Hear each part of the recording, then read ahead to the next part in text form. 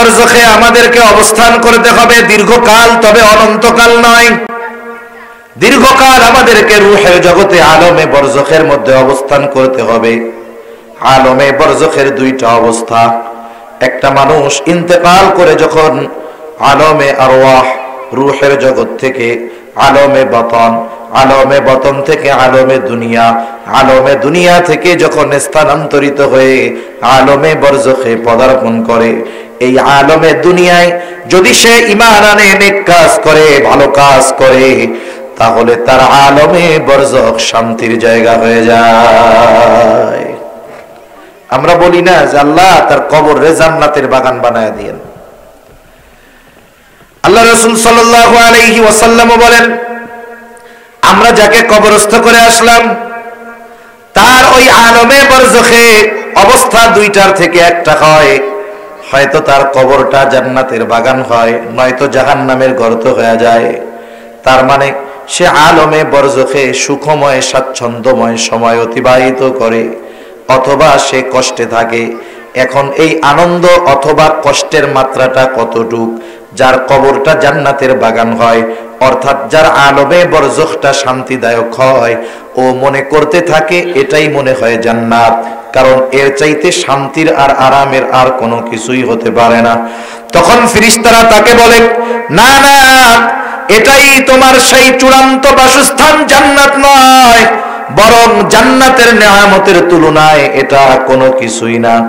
আল্লাহ তাআলা তোমার জন্য জান্নাতের মধ্যে কল্পনাতীত নেয়ামত তৈরি করে রাখছে।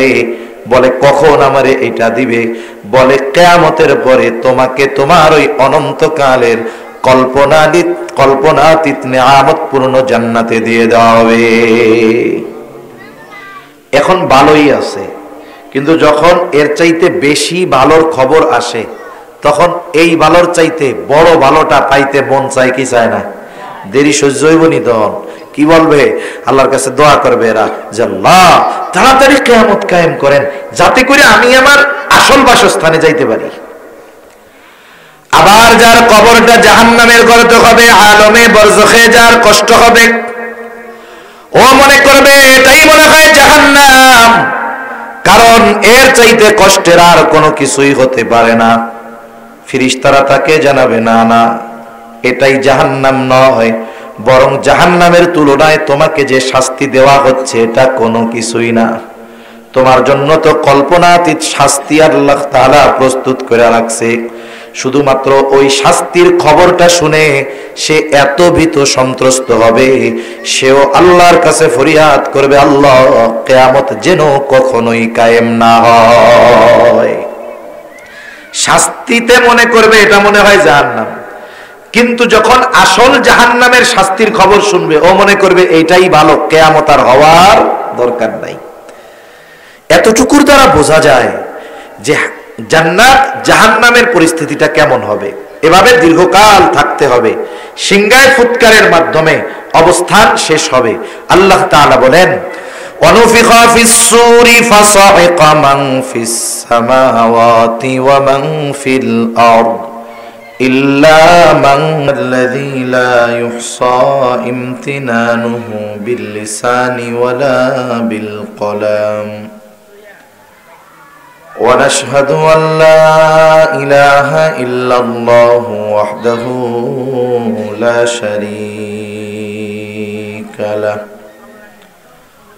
ونشهد أن سيدنا وسندنا وحبيبنا وطبيبنا وأولانا ومولانا محمد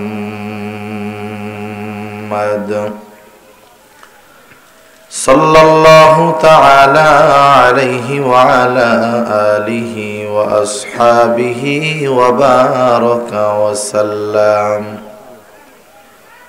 وبارك وسلم تسليما كثيرا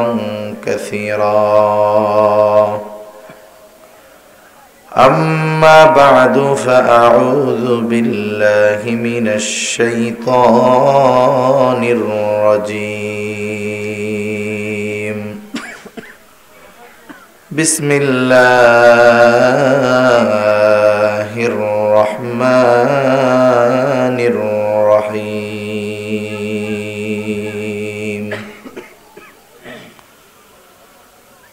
نفس بما كسبت رهينة إلا أصحاب اليمين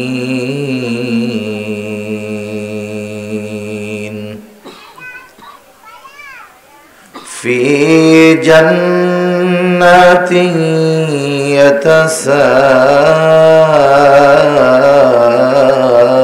يتساءلون عن المجرمين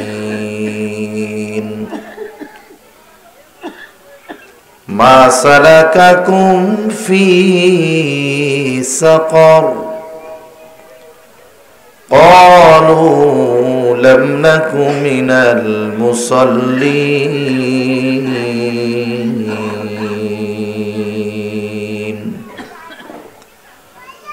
ولم نك نطعم المسكين وكنا نخوض مع الخائضين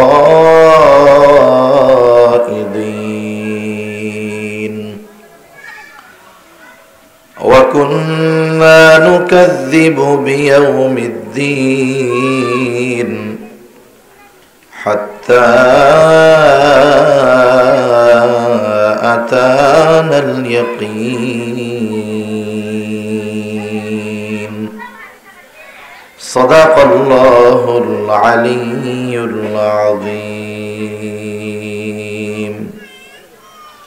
اللهم صل على محمد وعلى آل محمد كما صليت على إبراهيم وعلى آل إبراهيم إنك حميد مجيد اللهم بارك على محمد وعلى آل محمد كما باركت على إبراهيم وعلى آل إبراهيم إنك حميد مجيد محمد نے آکر کفر کو مٹایا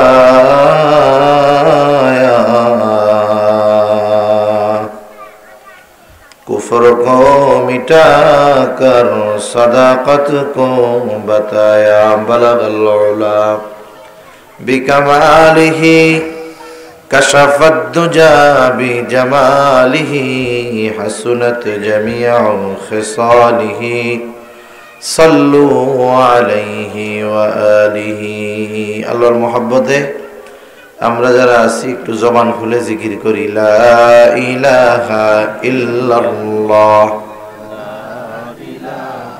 ভাই আযান কয়টা আমি কয়টা পর্যন্ত করব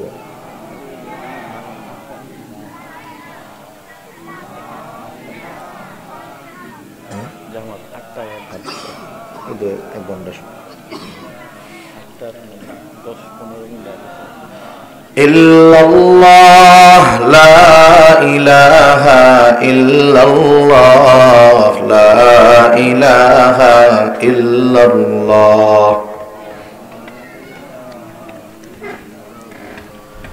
লা ইলাহা ইল্লাল্লাহ মুহাম্মাদুর রাসূলুল্লাহ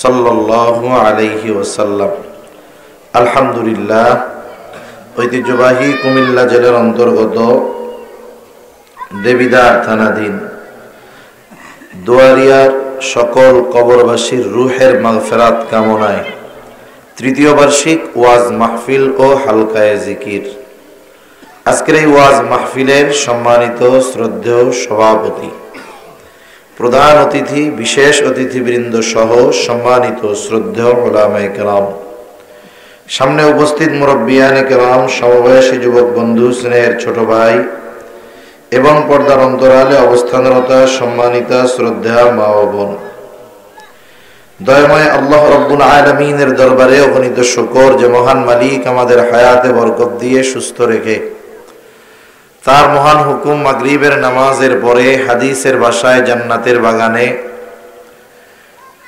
আসার বসার কিছু দিনই কথা বলবার এবং শ্রবণ করবার সুযোগ যে মহান মালিক দান করেছেন, সে মহান মালিককে খুশি করার জন্য মহব্বতের সাথে জবান খুলে অন্তর থেকে আমরা একবার কালিমাতুশ শুকর পাঠ করি, বলি আলহামদুলিল্লাহ। অগণিত দুরূদ ও সালাম সাইয়্যিদুল আম্বিয়া, আশরাফুল আম্বিয়া, খাতামুল আম্বিয়া, ইমামুল মুরসালিন, রহমাতুল লিল আলামিন মুহাম্মাদুর রাসূলুল্লাহ সাল্লাল্লাহু আলাইহি ওয়াসাল্লামের উপর। সম্মানিত উপস্থিতি, আর যে যেখান থেকে শুনতেছেন সকলকেই উদ্দেশ্য করে বলা, আগামী প্রজন্ম কি করবে না করবে, কি শিখবে না শিখবে, এটা নির্ভর করে বর্তমান প্রজন্মের মানুষের উপরে। যারা ছোট মানুষ, এদেরকে কখনো শেখানো যায় না। আপনি যদি ছোট কোনো মানুষকে কোনো কাজের আদেশ দেন, ছোট মানুষ, ছোট বাচ্চা, ও এটা করবে না, কিন্তু আপনি যদি ওইটা করেন তাহলে ও ওই কাজটা করবে, ঠিক কিনা বলেন? আপনাদের আগামী প্রজন্ম কেমন হবে এটা নির্ভর করতেছে আপনাদের কর্মের উপরে। আমরা অনেক সময় তরুণ যুবকদেরকে দোষ দেই যে না, এরা উল্টাপাল্টা করে। আবার অনেক তরুণ যুবকেরা স্ব-উদ্যোগে, নিজ উদ্যোগে ভালো কাজ করে। এই দুই শ্রেণীর তরুণ যুবক যারা আছে, আগামী প্রজন্মের নেতৃত্ব যাদের হাতে, খোঁজ নিয়ে দেখবেন যারা ভালো কাজে অগ্রগামী, এরা ভালো কাজ দেখে দেখে শিখেছে। যারা খারাপ কাজ করতেছে, অপরাধে জড়িয়ে গেছে, এরাও দেখে দেখে শিখেছে। এজন্য সমাজের মুরব্বীরা যারা বড় কাজ না করে, তাহলে এই মুরব্বীদের পরবর্তী জেনারেশন ভালো কাজ করবে না।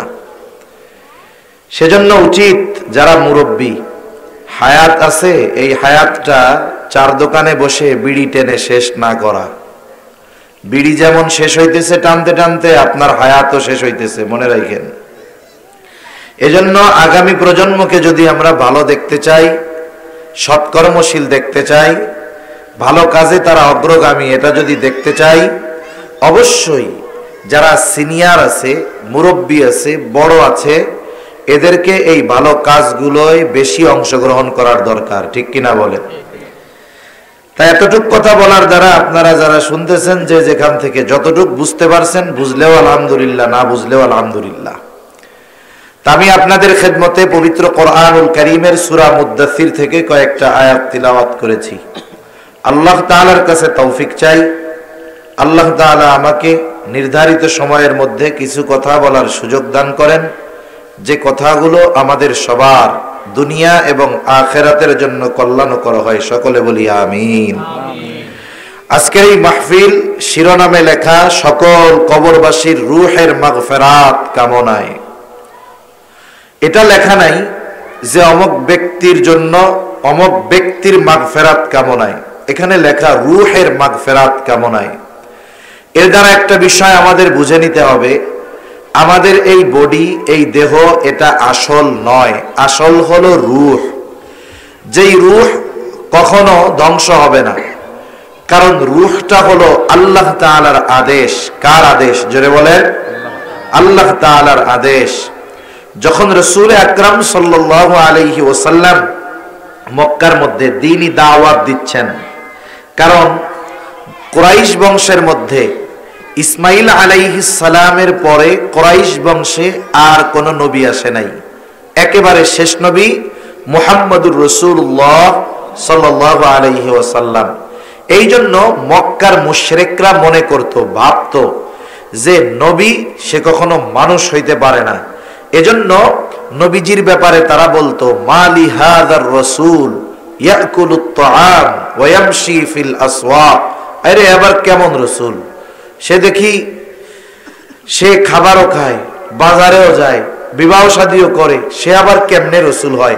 তারা মনে করতো রাসূল হবে ফেরেশতার মতো। কথা বুঝেন নাই?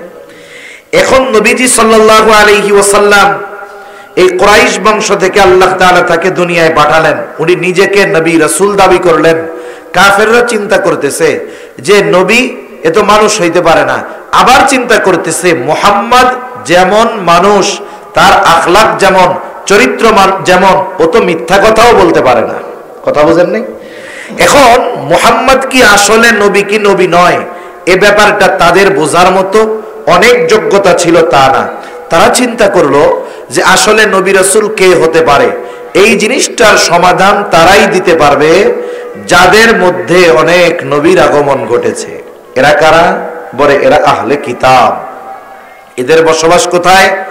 ইহুদি খ্রিস্টান, এদের বসবাস বেশি ইয়াসরিব, মদিনায়।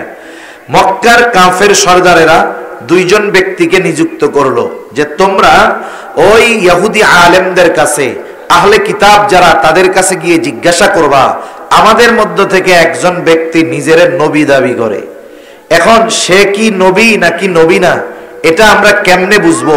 আমাদেরকে একটু এই জিনিসটা শিখায় দাও। এই দুইজন লোক চলে গেছে সেই মদিনায়, গিয়ে ইহুদি আলেমদের কাছে বলতেছে যে আমাদের মধ্য থেকে একজন তো নবী দাবি করতেছে, সে আসলে নবী কি নবী না কেমনে বুঝবো? ওরা ওই দুইজনকে 3টা প্রশ্ন শিখাইয়া দিয়েছে। কয়টা প্রশ্ন? 3টা প্রশ্ন, যে এই 3 প্রশ্ন তাকে তোমরা গিয়ে করবা, কারণ এই 3 প্রশ্নের জবাব কোন নবী ছাড়া দিতে পারবে না। এখন এই 3 প্রশ্ন তারা শিখাইয়া দিছে, এই 3 প্রশ্ন নিয়ে তারা আসছে। প্রশ্ন 1 নম্বর প্রশ্ন হলো, তোমরা তাকে গিয়ে জিজ্ঞাসা করবা আসহাবে কাহাফের ব্যাপারে।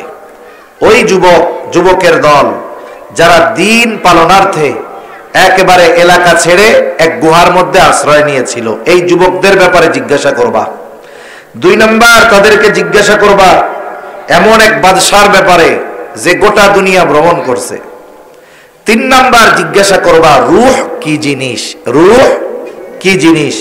এই 3 প্রশ্ন নিয়ে তারা নবীজির কাছে এসে উত্থাপন করছে যে আপনি তো নবী, তাহলে এই 3 প্রশ্নের জবাব আমাদেরকে দেন, কারণ এই 3 প্রশ্নের জবাব নবী ছাড়া কেউ দিতে পারবে না। আল্লাহ তাআলা আমার আপনার নবীকে জানাইলে আমার আপনার নবী জানতে পারবেন। রাসূল আকরাম সাল্লাল্লাহু আলাইহি ওয়াসাল্লাম তাদের বললেন, ঠিক আছে, তোমাদের এই 3 প্রশ্নের জবাব আমি আগামীকাল জানিয়ে দিব। তিনি চিন্তা করেছেন প্রতিনিয়ত প্রতিদিন তো জিবরাইল আলাইহিস সালাম আসেই, তাহলে কালকে যখন আসবে আমি জিজ্ঞাসা করব, অথবা যদি আসে জানায় রাখবো, আমাকে এই প্রশ্নের জবাবগুলো আল্লাহ জানায় দিবে। কিন্তু নবীজি বলছেন আগামীকাল জানায় দিব, ইনশাআল্লাহ বলা হয় নাই। এইবার ওহী আসা বন্ধ হয়ে গেল। আগামীকাল পার হয়ে গেছে, পরশু পার হয়ে গেছে, এভাবে কোন কোন মুফাসসির বলেন 15 দিন পার হয়ে গেছে। প্রত্যেকদিন এসে ওরা জিজ্ঞাসা করে কি খবর, নবীজি তো বলতে পারেন না, কারণ নবীজি নিজের থেকে তো জবাব দিতে পারবেন না। নবীজিকে ওহীর মাধ্যমে প্রশ্নগুলোর জবাব জানিয়ে দিবেন কে? আল্লাহ তাআলা জানিয়ে দিবেন। এই 3 প্রশ্নের জবাব আল্লাহ তাআলা জানিয়ে দিয়েছেন, সাথে সাথে একটা নির্দেশ, একটা শিক্ষাও আমাদের জন্য আল্লাহ তাআলা দিয়েছেন। শিক্ষাটা কি? আল্লাহ তাআলা বলেন, ওয়ালা তাকুলান্না লিশাইইন ইন্নী ফাইলুন যালিকা গাদা ইল্লা আইয়াশা আল্লাহ। মুসলমানদের প্রতিনিয়ত কথাবার্তার ক্ষেত্রে কিছু শব্দের ব্যবহারে অভ্যস্ত হওয়ার দরকার। এই যে কয়েকদিন আগে একজন, কি নাম জানি, তার নামই দিছে সকৃত নোমান নাকি, এ বলতেছে, আফসোস করতেছে, জিজ্ঞাসা করতেছে যে কেমন আছো, বলে আলহামদুলিল্লাহ। কোথায় যাবা, বা এটা করো, বলে ইনশাআল্লাহ। তারপরে কিছু বললে ধন্যবাদ না দিয়ে বলে জাযাকাল্লাহ। আমরা নাকি ভাষারে নষ্ট করে ফেলতেছি, নাউজুবিল্লাহ বলেন। এই যে শব্দগুলো, এগুলোর সাথে মুসলমানদের প্রতি নিয়ত আচার আচরণ ব্যবহারে এই শব্দগুলোর সাথে মুসলমানদের সম্পর্ক থাকবে। মনে রাখতে হবে, কোন ধর্মের হয়তো ভাষা, কোন ভাষার হয়তো ধর্ম নাই, কিন্তু প্রত্যেকটা ধর্মের কিছু ধর্মীয় পরিভাষা আছে না নাই? আছে। আমরা বাংলা ভাষায় কথা বলি, বাংলাকে ভালোবাসি, মাতৃভাষা, কোনো অসুবিধা নাই। এখন এই বাংলা ভাষায় হিন্দুও কথা বলে, বৌদ্ধও কথা বলে, খ্রিস্টানও কথা বলে, তাহলে এই বাংলা ভাষা সবার ভাষা। তবে ধর্মীয় কিছু পরিভাষা আছে, প্রত্যেক ধর্মেই আছে কিছু ধর্মীয় পরিভাষা। আর আমাদের ধর্মের অন্যতম কিছু পরিভাষার মধ্যে এই পরিভাষাগুলো যদি কেউ জিজ্ঞাসা করে কেমন আছো, বলবে আলহামদুলিল্লাহ। যদি সে ভবিষ্যতের কোনো কাজ করতে চায়, সাথে বলবে ইনশাআল্লাহ। কেউ যদি তার কোনো উপকার করে, সে বলবে জাযাকাল্লাহ। এই যে বিষয়গুলো, এগুলো আমাদের ধর্মীয় পরিভাষা, ঠিক কিনা বলেন? এগুলো নিয়ে ব্যঙ্গ যারা করে, এরা মূলত ভাষাকে ভালোবেসে বলে তা নয়, বরং এগুলোর দ্বারা তারা তাদের মনের ইসলামের প্রতি যেই বিদ্বেষ, এটাকে তারা ফুটিয়ে তোলে, ঠিক কিনা বলেন?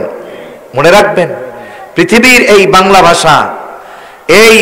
ভাষা পৃথিবীর অনেক ভাষার সংমিশ্রণেই হয়েছে। পৃথিবীর কোনো ভাষা বলতে পারবে না যে এই ভাষাটা শুধুমাত্র আমাদের, এর সাথে অন্য কোনো ভাষার সংমিশ্রণ নাই, এটা বলার সুযোগ নাই।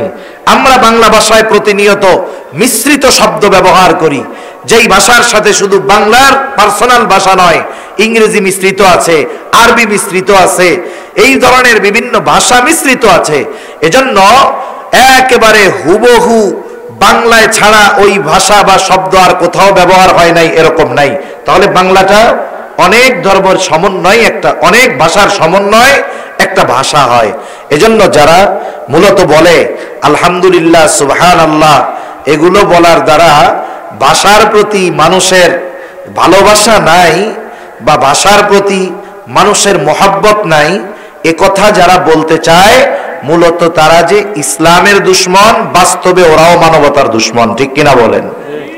এগুলো আমাদের বুঝতে হবে। আল্লাহ তাআলা কি শিক্ষা দিলেন? আল্লাহ তাআলা শিক্ষা দিলেন যে আপনি যখন কিছু বলবেন আগামীর জন্য, এরকমটা বলবেন না যে আমি এটা আগামীকাল করব, আমি বলবো, এরকম বলবেন না। বরং কি বলবেন? ইল্লা আইয়াশা আল্লাহ, ইনশাআল্লাহ আমি এটা করব, ইনশাআল্লাহ আমি এটা বলবো। তাহলে বলেন, এখন থেকে আমাদের জন্য শিক্ষা কি? বলে আগামীকাল আপনি ঢাকা যাবেন। কেউ যদি বলে তুমি ঢাকা যাবা কবে, বলবেন আগামীকাল যাব ইনশাআল্লাহ। কোন কাজের কথা যদি বলে এটা করছো, তাহলে আমরা বলবো করব ইনশাআল্লাহ, আমি যাব ইনশাআল্লাহ। খাই নাই, একটু পরে খাবো, বলবো খাবো ইনশাআল্লাহ। এই শব্দগুলোর ব্যবহার আমাদের মুসলিম সোসাইটিতে, মুসলিম সমাজে বাড়াতে হবে। আর এই শিক্ষাগুলো আমরা পারিবারিকভাবে আমাদের সন্তানদের দিব ইনশাআল্লাহ। দেওয়া যাবে না? আল্লাহ তৌফিক দান করেন। আল্লাহ তাআলা নবীজিকে শিক্ষা দিলেন, উদ্দেশ্য হলো আমাদেরও শিক্ষা দেওয়া। আল্লাহ তাআলা সাথে সাথে এই 3 প্রশ্নের জবাবও পাঠায় দিলেন 2টা সূরার মধ্যে। দীর্ঘ আলোচনা করার মতো সময় সুযোগ নাই। এই 3 প্রশ্নের একটা প্রশ্ন হলো ইয়াসআলুনাকা আনির রূহ, তারা আপনার কাছে জানতে চায়, তারা আপনাকে জিজ্ঞাসা করে রূহ কি জিনিস। সাউন্ড বাড়ান। তারা আপনার কাছে জিজ্ঞাসা করে, আপনার কাছে জানতে চায় রূহ কি জিনিস। আপনি বলে দেন কুলির রূহু মিন আমরি রব্বি, রূহ হলো আমার রবের নির্দেশ, প্রত্যাদেশ, আদেশ। আল্লাহ তাআলার কালাম, কোনো কথা, কোনো নির্দেশ। আল্লাহ তাআলা যেমন চিরন্তন, এই জন্য তার আদেশ, তার নির্দেশ, তার কালাম ওই রকম চিরন্তন। এজন্য এই দেহটা নশ্বর, তবে আমার আপনার রূহ অবিনশ্বর। রূহ কখনো ধ্বংস হয়ে যাবে না। রূহ শুধু আল্লাহ তাআলার নির্দেশে স্থান পরিবর্তন করে। যেমন প্রথমে আমাদেরকে আল্লাহ তাআলা রেখেছেন রূহের জগতে। হাদিসের মধ্যে আসছে, নবীজি সাল্লাল্লাহু আলাইহি ওয়াসাল্লাম বলেন, আল্লাহ তাআলা আদম আলাইহিস সালাতু ওয়াস সালামকে বানিয়েছেন মাটি দিয়ে, আর আদম আলাইহিস সালাম থেকে আল্লাহ তাআলা আমাদেরকে বানিয়েছেন আদম থেকে। আদম আলাইহিস সালামকে বানিয়েছেন মাটি থেকে। আল্লাহ তাআলা আদম আলাইহিস সালামের পৃষ্ঠদেশ তথা পিঠ থেকে কিয়ামত পর্যন্ত যত মানুষ আসবে, যত মানুষ আছে, যত মানুষ গেছে, সকলের রূহ আল্লাহ তাআলা একত্রে বাহির করেছেন। তাহলে আদম আলাইহিস সালামের পৃষ্ঠদেশ থেকে বের হওয়ার পর আমাদের অবস্থান ছিল আলমে আরওয়াহ, রূহের জগতে। যারা এখনো দুনিয়ায় আসে নাই, এরাও রূহের জগতেই আছে। তাহলে রূহের জগৎ থেকে একটা সময় আল্লাহ তাআলা আমাদেরকে পাঠাইলেন মায়ের গর্ভে, এটাকে বলে আলমে বতন। এরপরে আল্লাহ তাআলা আমাকে আপনাকে দুনিয়ায় পাঠাইলেন এরকম একটা সুন্দর দেহ দিয়া, এটা হলো আলমে দুনিয়া। এই দুনিয়ায় যখন আল্লাহ তাআলা আমাকে আপনাকে পাঠিয়েছেন, আমাকে আপনাকে একটা নির্দিষ্ট সময় নির্দিষ্ট হায়াত দিয়ে আল্লাহ তাআলা পাঠাইলেন। এই দুনিয়ায় আমি আপনি কতদিন বসবাস করব, এটা আল্লাহ তাআলা মায়ের গর্ভে থাকতেই নির্ধারিত করে দিয়েছে। আল্লাহ তাআলা মায়ের গর্ভে থাকতেই নির্ধারিত করে দিয়েছেন। ওই নির্ধারিত সময় আসার আগে একটা মানুষ যত অসুস্থ হোক সে মরবে না, আবার সময় আসার পর যত সুস্থ থাক সে বেঁচে থাকতে পারবে না। যখন আমার আপনার সময় চলে আসবে, অথবা যখন কারো সময় পেরিয়ে যায়, পার হয়ে যায়, ফুরিয়ে যায়, ওই লোকটা ইন্তেকাল করে মারা যায়। মারা যাওয়ার পর মাইকের মধ্যে ওই ব্যক্তির ব্যাপারে ঘোষণা দেওয়া হয়, অমুক এলাকার অমুক আজ বিকাল 5 ঘটিকার সময় ইন্তেকাল করিয়েছে, আগামীকাল সকাল 9টায় অমুক স্কুল মাঠে তার জানাজা অনুষ্ঠিত হবে। অতএব সকল ধর্মপ্রাণ মুসলমানদেরকে উক্ত মরহুমের রূহের মাগফিরাত কামনায় তার জানাজায় শরীক হওয়ার জন্য অনুরোধ করা গেল। এরকম বলেনি আপনাদের এদিকে? এখন আমরা অন্যের ব্যাপারে এই ঘোষণাটা শুনি। একদিন মানুষ আমার আপনার ব্যাপারে এই ঘোষণাটা শুনবে, আমার আপনার ব্যাপারে বলবে। এই যে ঘোষণা দেওয়ার মধ্যে একটা শব্দ বলে ইন্তেকাল।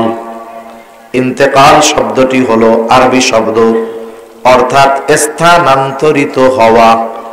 মানুষ মারা যাওয়ার পর যখন তার দেহটা রূহ থেকে পৃথক হয়ে যায়, রূহটা দেহ থেকে বিচ্ছিন্ন হয়ে যায়, এই যে সুন্দর একটা দেহ, আমাকে এতকাল আপনি নাম ধরে ডাকতো, আপনাকে নাম ধরে ডাকতো, কিন্তু যখন রূহটা দেহর থেকে বের হয়ে যায় সকলের নাম একই হয়ে যায়। অথচ দুনিয়াতে মানুষের নামের কত ব্যতিক্রম। কারো নাম আব্দুর রহিম, কারো নাম আব্দুল করিম, কারো নাম আব্দুস সামাদ, কারো নাম আব্দুল্লাহ, কিন্তু যখন দেহ থেকে রূহটা বের হয়ে যায় সকলের নাম হয়ে যায় লাশ। লাশাই উনফি, যার মধ্যে কিছুই নাই। তখন বলে লাশ কোথায় রাখছে? দূরে যদি থাকে মারা যায়, লাশ কখন আসবে, লাশ কোথায় দাফন করা হবে? তার মানে বোঝা গেল এই দেহটা আসল কিছুই নয়, মূলটা হলো আমার আপনার রূহ। তাহলে রূহের নাম হইল আব্দুর রহমান, রূহের নাম হইল আব্দুল্লাহ, আর রূহটা হলো আসল। রূহ কখনো ধ্বংস হবে না, শুধু স্থান পরিবর্তন করবে। তাহলে দুনিয়া থেকে স্থানান্তরিত হয়ে নতুন আর এক জগতে বসবাস করে, নতুন আর এক জগতে পদার্পণ করে। বলে সেই জগতের নাম কি? বলে হাদিসের ভাষায় সেই জগতের নাম হলো আলমে বরজখ। মারা যাওয়ার পর সাধারণ নিয়ম অনুযায়ী আমরা মাইয়াতকে কবরস্থ করি, এটাই শরীয়তের নিয়ম। কিন্তু যদি এমন পরিস্থিতি কারো হয়, তাকে বাঘে খেয়ে ফেলছে, হিংস্র প্রাণীতে খেয়ে ফেলছে, আগুন দিয়া পোড়ায় দিয়েছে, এক কথায় কবরস্থ করা হোক আর বাঘ সিংহ খেয়ে ফেলুক, একটা মানুষ ইন্তেকালের পরে সে স্থানান্তরিত হয়ে আলমে বরজখের বাসিন্দা হয়ে যায়। তাহলে আমাদের সকলকে এ দুনিয়া ছেড়ে যেতে হবে, নাকি আবে হায়াত কেউ পান করছে, মরবে টরবে না? আছে নাকি কেউ? এক জায়গায় থাকার সুযোগ নাই, স্থানান্তরিত হওয়া লাগবে। এই যে কবরবাসীর রূহের মাগফিরাত কামনায় এই যে দোয়া মাহফিল, ওয়াজ মাহফিল, এই যে কবরে আমরা যাদেরকে শুয়ায় রাখা আসছি, দেহটা তো পচে গলে হয়তো মিশে গেছে। আল্লাহ তাআলা চাইলে কারো দেহ ভালো রাখে, সেটা আল্লাহ তাআলা চাইলে সম্ভব। কিন্তু একটা মানুষের দেহ পচে গলে মাটির সাথে মিশে গেলেই যে সে খারাপ, বিষয়টা এমন নয়। এখন দেখেন আমাদের এই যে কবরবাসীর রূহের মাগফিরাত কামনায়, এর দ্বারা বোঝা যায় আলমে বরজখের অবস্থাটা রূহের উপরে প্রভাব বিস্তার করে। দুনিয়ার জগতে কেউ যদি কষ্ট পায়, দেহ এবং রূহ উভয়ের কষ্ট হয়। শান্তি যদি কেউ পায়, দেহ রূহ উভয়টা পায়। কিন্তু আলমে বরজখে শাস্তিটা, কষ্টটা, শান্তিটা এটা রূহের উপরে হয়। এখন আসেন, এই আলমে বরজখে আমাদেরকে অবস্থান করতে হবে দীর্ঘকাল, তবে অনন্তকাল নয়। দীর্ঘকাল আমাদেরকে রূহের জগতে আলমে বরজখের মধ্যে অবস্থান করতে হবে। আলমে বরজখের দুইটা অবস্থা। একটা মানুষ ইন্তেকাল করে যখন আলমে আরওয়াহ রূহের জগৎ থেকে আলমে বাতন, আলমে বাতন থেকে আলমে দুনিয়া, আলমে দুনিয়া থেকে যখন স্থানান্তরিত হয়ে আলমে বরজখে পদার্পণ করে, এই আলমে দুনিয়ায় যদি সে ঈমান আনে, নেক কাজ করে, ভালো কাজ করে, তাহলে তার আলমে বরজখ শান্তির জায়গা হয়ে যায়। আমরা বলি না যে আল্লাহ তার কবরে জান্নাতের বাগান বানায় দিয়েন। আল্লাহ রাসূল সাল্লাল্লাহু আলাইহি ওয়াসাল্লাম বলেন, আমরা যাকে কবরস্থ করে আসলাম তার ওই আলমে বরজখে অবস্থা দুইটার থেকে একটা হয়। হয়তো তার কবরটা জান্নাতের বাগান হয়, নয়তো জাহান্নামের গর্ত হয়ে যায়। তার মানে সে আলমে বরজখে সুখময় স্বাচ্ছন্দ্যময় সময় অতিবাহিত করে, অথবা সে কষ্টে থাকে। এখন এই আনন্দ অথবা কষ্টের মাত্রাটা কতটুক? যার কবরটা জান্নাতের বাগান হয়, অর্থাৎ যার আলমে বরজখটা শান্তিদায়ক হয়, ও মনে করতে থাকে এটাই মনে হয় জান্নাত, কারণ এর চাইতে শান্তির আর আরামের আর কোনো কিছুই হতে পারে না। তখন ফেরেশতারা তাকে বলে, না না, এটাই তোমার সেই চূড়ান্ত বাসস্থান, জান্নাত নয়, বরং জান্নাতের নেয়ামতের তুলনায় এটা কোনো কিছুই না। আল্লাহ তাআলা তোমার জন্য জান্নাতের মধ্যে কল্পনাতীত নেয়ামত তৈরি করে রাখছে। বলে কখন আমারে এটা দিবে? বলে কিয়ামতের পরে তোমাকে তোমার ওই অনন্তকালের কল্পনাতীত নেয়ামত পূর্ণ জান্নাতে দিয়ে দেওয়া হবে। এখন ভালোই আছে, কিন্তু যখন এর চাইতে বেশি ভালোর খবর আসে, তখন এই ভালোর চাইতে বড় ভালোটা পাইতে মন চায় কি চায় না? দেরি সহ্য হইব নি? তখন কি বলবে?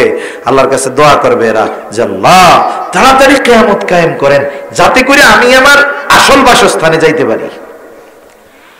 আবার যার কবরটা জাহান্নামের গর্ত হবে, আলমে বরজখে যার কষ্ট হবে, ও মনে করবে এটাই মনে হয় জাহান্নাম, কারণ এর চাইতে কষ্টের আর কোনো কিছুই হতে পারে না। ফেরেশতারা তাকে জানাবে, না না, এটাই জাহান্নাম নয়, বরং জাহান্নামের তুলনায় তোমাকে যে শাস্তি দেওয়া হচ্ছে এটা কোনো কিছুই না। তোমার জন্য তো কল্পনাতীত শাস্তি আল্লাহ তাআলা প্রস্তুত করে রাখছে। শুধুমাত্র ওই শাস্তির খবরটা শুনে সে এত ভীত সন্ত্রস্ত হবে, সেও আল্লাহর কাছে ফরিয়াদ করবে, আল্লাহ কিয়ামত যেন কখনোই কায়েম না হয়। শাস্তিতে মনে করবে এটা মনে হয় জাহান্নাম, কিন্তু যখন আসল জাহান্নামের শাস্তির খবর শুনবে ও মনে করবে এইটাই ভালো, কিয়ামত আর হওয়ার দরকার নাই।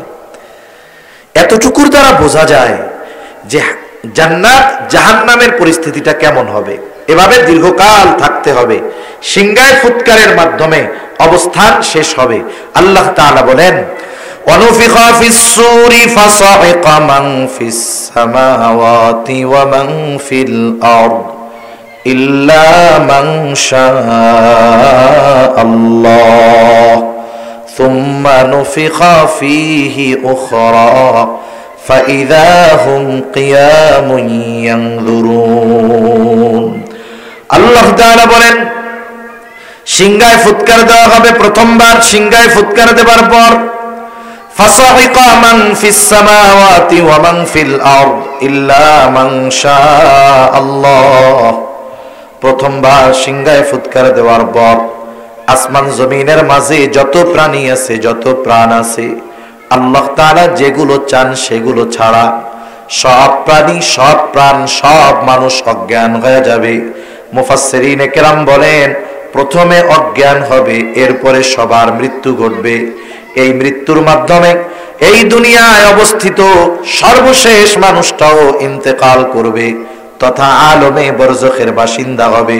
আল্লাহ তাআলা বলেন, এরপরে আবার আরেকটা সিংহায় ফুৎকার দেওয়া হবে। তবে প্রথমবার সিংহায় ফুৎকারের কত পরে দ্বিতীয়বার সিংহায় ফুৎকার দেওয়া হবে। হাদিসের আলোকে মুফাসসিরিনে কেরাম বলেন, প্রথম সিংহায় ফুৎকারের মাধ্যমে সর্বশেষ মানুষটা তো আলমে বরজখের বাসিন্দা হয়ে গেল। আল্লাহ তাআলার নির্দেশে ইসরাফিল আলাইহিস সালাম দ্বিতীয়বার যেই সিংহায় ফুৎকার দিবেন, এর ব্যবধানটা হবে কমপক্ষে 40,000 বছর। কত বছর? 40,000 বছর। তার মানে যেই লোকটা এই পৃথিবী থেকে সর্বশেষ মারা যাবে, ইন্তেকাল করবে, সেও কমপক্ষে 40,000 বছর আলমে বরজখে থাকবে। সুবহানাল্লাহ।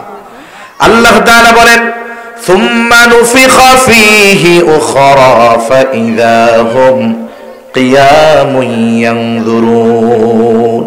পুনরায় সিংহায় ফুৎকার দেওয়া হবে, প্রত্যেকে তার অবস্থান স্থল থেকে উঠে দাঁড়ায় যাবে। যাকে যেখানে কবরস্থ করা হয়েছে সে সেখান থেকে দাঁড়িয়ে যাবে। দাঁড়ায় কি করবে? বলে উঠে তাকায় দেখতে থাকবে কি হচ্ছে এইগুলা।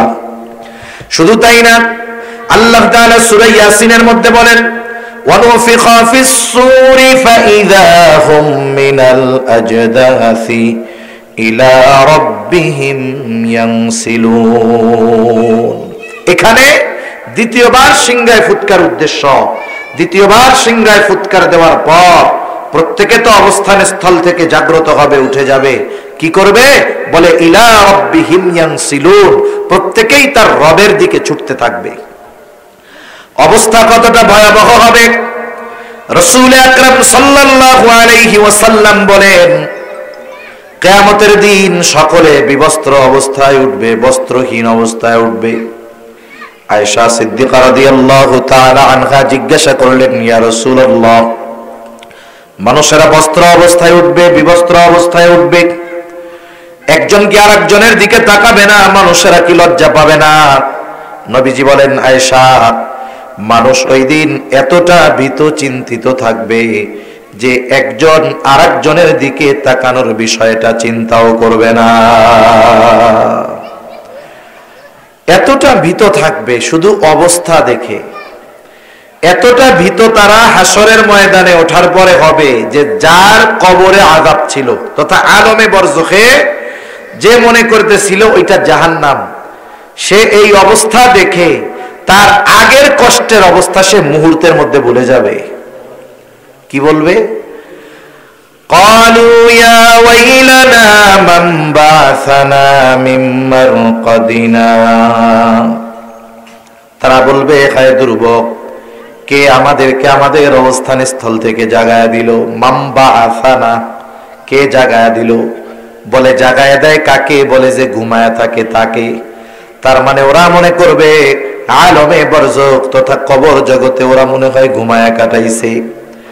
তারা বলবে, কে আমাদেরকে আমাদের ঘুম থেকে জাগায়া দিল? মান বাসানা মিন মারকাদিনা, কে আমাদেরকে আমাদের অবস্থান স্থল থেকে উঠায়া দিল? মুমিনরা অথবা ফেরেশতারা জবাবে বলবে, হাযা মা ওয়াদার রহমানু ওয়া সাদাকাল মুরসালুন। মুমিনরা অথবা ফেরেশতারা তাদের এই কথার জবাবে বলবে, হাযা মা ওয়াদার রহমান, এটা হলো রহমানের সেই প্রতিশ্রুত দিবস, যেই দিবসের ওয়াদা তিনি দিয়েছেন। শুধু তাই না, সব রাসূলগণ এই দিবসের সত্যায়ন করেছে। সুবহানাল্লাহ বলেন। কিয়ামত যে হবে আল্লাহ তো জানাইছেন, ওয়াদা দিবেন, আর রাসূলগণ নবীগণ উম্মতদেরকে বলছেন যে দেখো দুনিয়ায় যাই করতেছো করো, কিয়ামতের দিন কিন্তু আল্লাহর সামনে তোমার দুনিয়ার কর্মের হিসাব দেওয়া লাগবে। দুনিয়ায় তুমি অপরাধ করো, তোমার পাওয়ার আছে, কেউ তোমারে কিছু বলে না, তুমি অপরাধ করেছো, দুনিয়ার আইনের ফাঁক ফকর দিয়ে বের হয়ে গেছো, মনে কইরো না বাইচা গেছো, কিয়ামতের দিন কিন্তু আল্লাহ ধরবে। এই সত্যায়ন সব নবী রাসূলগণ করেছেন, কোনো সন্দেহ আছে? এটা হলো সেই দিবস। ওই দিবসের এক নাম হলো ইয়াউমুল হাসর। বলে কেন? বলে ওই দিন সব মানুষকে একত্রিত করা হবে। ওই দিবসের নাম প্রতিদান দিবস, ইয়াউমুল জাযা। বলে কেন? ওই দিন মানুষকে তার দুনিয়ার কর্মের পূর্ণ প্রতিদান দেওয়া হবে। দুনিয়াতে মানুষ ভালো কাজ করুক আর মন্দ কাজ করুক, দুনিয়াতে যারা ভালো কাজ করে তাদের ভালো কাজের পূর্ণ প্রতিদান আল্লাহ তাআলা দুনিয়াতে দেন না। আবার যারা মন্দ কাজ করে, পাপাচারে লিপ্ত, জুলুম করে, জালেম, এর এই অপরাধের শাস্তিও আল্লাহ তাআলা দুনিয়ায় দেন না। কখন দিবে? আল্লাহ তাআলা বলেন, ওয়া ইন্নামা তুওয়াফাউনা উজুরাকুম ইয়াউমাল কিয়ামাহ। আল্লাহ তাআলা জানায় দেন, কিয়ামতের দিন প্রত্যেকটা মানুষকে তার দুনিয়ার কর্মের পূর্ণ প্রতিদান দেওয়া হবে।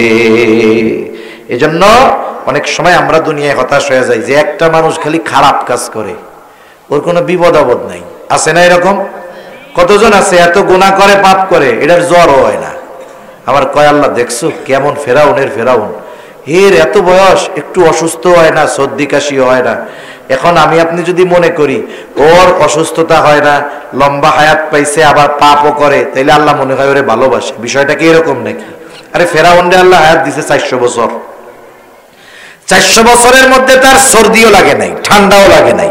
এখন যদি আমাদের কেউ বলে যে না ফেরাউনরে মনে হয় আল্লাহ খুব ভালোবাসতো, এটা কি কেউ বিশ্বাস করবে? এত ঘৃণিত এই ফেরাউন শব্দটা যদি অমুসলিম মুসলমানদের কথা বাদ দেন, অন্য ধর্মের কাউরে যদি বলা হয় তোর পোলার নামটা ফেরাউন রাখ, মাসে 1000 ভাতা, কেউ রাখবে? চিন্তা করেন কত ঘৃণিত হয়েছে এই নামটা। সেজন্য দুনিয়াতে যখন কোন জালেম জুলুম করে আমরা অনেক সময় হতাশ হয়ে যাই, যে চিন্তা করতেছি এত পাপ করে, এত অপরাধ করে, মানুষেরটা মেরে খায়। আরে আল্লাহ কি ওরে চোখে দেখে না? বলে হ্যাঁ দেখে, তবে সুযোগ দেয় কেন? বলে ও যত পাপ করতে পারবে ওরে তত কঠোর শাস্তি দেওয়া যাবে। ঠিক কিনা বলেন? আল্লাহ তো জুলুম করবেন না। আল্লাহ তাআলা যার কর্ম যেমন তার প্রতিদান তেমন দিবেন। ওর কর্ম যত খারাপ হবে ওর শাস্তি তত কঠোর হবে। ঠিক কিনা বলেন? যেমন একজন যদি বিল্ডিং এর 1 তলা থেকে পড়ে মাটির উপরে, ওর আশা করা যায় কিচ্ছু হবে না, কিন্তু 10 তলার থেকে যদি পড়ে কোন তো কি হবে? শেষ হয়ে যাবে না? ওরে খুঁজে পাওয়া যাবে না। তো তখন একচ্ছত্র আধিপত্য তার। ওই দিন আল্লাহ তাআলা ন্যায় বিচার করবেন। আল্লাহ তাআলা প্রত্যেকটা মানুষকে তার অবস্থা জানায় দিবেন। প্রত্যেকটা মানুষ তার নিজের অবস্থা এমন ভাবে জানতে পারবে যে ও বুঝতে পারবে যে তার অবস্থান কোথায় হবে, তার শাস্তি কেমন হবে। কিয়ামতের ময়দানে কয়েকটা মুহূর্ত হবে সবচাইতে বেশি কঠিন এবং চিন্তার। যেই মুহূর্তগুলোয়, যেই সময়গুলোয় একেবারে হাসরের ময়দান পুরো পিন পতন নীরব হয়ে যাবে, একেবারে নীরব, নিস্তব্ধ, কোনো আওয়াজ নেই। এর মধ্যে একটা সময় হলো যখন মানুষকে আমলনামা দেওয়ার ঘোষণা দেওয়া হবে, যে দুনিয়ায় কি আমল করছে এই আমলের খবরগুলো আমাকে আপনাকে সুন্দর মতো জানানোর খবর দেওয়া হবে, ফাইল দেওয়ার ঘোষণা হবে। সব মানুষ চুপ। সকলের তখন চিন্তা, হায় রে আমলনামা ডান হাতে পাই না বাম হাতে পাই, বাম হাতে ডান হাতে যদি পায় সে তো সফল, বাম হাতে যদি পায় তাহলে সব শেষ। এজন্য সবাই টেনশনে থাকবে। আমলনামাগুলো ছেড়ে দেওয়া হবে। যার আমলনামা যথাযথভাবে তার কাছে গিয়েই পৌঁছাবে এমনটা হবে না। একজনের আমলনামা আরেকজনের কাছে যাবে এমনটা হবে না। আল্লাহ তাআলা আমলনামাগুলো ছেড়ে দিবে। আমলনামা কেউ ডান হাতে পাবে, কেউ বা বাম হাতে পাবে।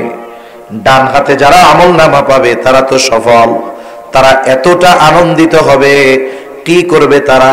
আল্লাহ তাআলা কোরআনুল কারীমের মধ্যে বলেন, فَأَمَّا مَنْ أُوتِيَ كِتَابَهُ بِيَمِينِهِ فَيَقُولُ هَاؤُمُ اقْرَءُوا كِتَابِيَهْ إِنِّي ظَنَنْتُ أَنِّي مُلَاقٍ حِسَابِيَهْ। আল্লাহ রাব্বুল আলামিন বলেন, ডান হাতে যারা আমলনামা পাবে আনন্দে তারা অন্যান্য মানুষদেরকে বলতে থাকবে, ফায়াকুলু হাউম ইকরাউ কিতাবিয়া, এই তো আমার কিতাব, এই তো আমার আমলনামা, তোমরা পড়ো আমার আমলনামা। আনন্দে আরেকজনকে পড়তে বলবে।